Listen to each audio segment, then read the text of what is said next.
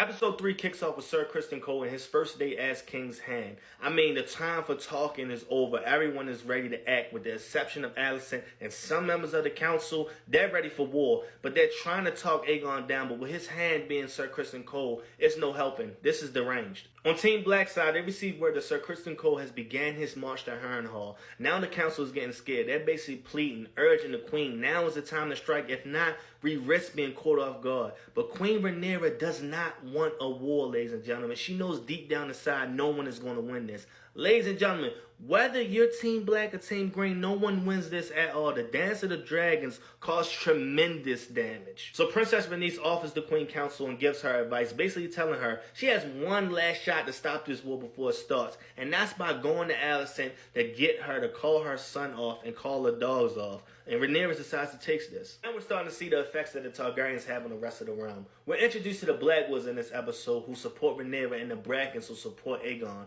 And they pretty much have an all-out war. Ladies and gentlemen, after this, it looks like nothing or no one survived at all. And that pretty much is just a sneak peek on what's to come and what we're about to see unfold these next couple weeks. Daemon sets his sight on Harrenhal, and he does succeed by taking it. But in this episode, we see something happen to Daemon's character. He begins hallucinating and see Millie Alcott's version of Rhaenyra Targaryen. And now we see something that we haven't seen. Daemon gets emotional, and we see that he kind of has some remorse for killing Aegon's young son. It's even one scene in this episode where he was visited by the newly introduced Elise White, and she simply tells him, "You will die here." I mean, that shit sent shockwaves through the TV. One character that I'm starting to like a lot is Larry Strong. I mean, this dude is working overtime for Aegon to get him to know all the secrets that's going on in King's Landing. I mean, it's almost as if he's the King's Hand and Sir Criston Cole is just holding the spot. I mean, I'm impressed by his brains and just how smart he moves in this season. Now we get to the best part. Rhaenyra and Alicent come face to face finally, and they talk about the events that occurred to get them to this point of war. Alicent explains to Rhaenyra that her father, King Viserys,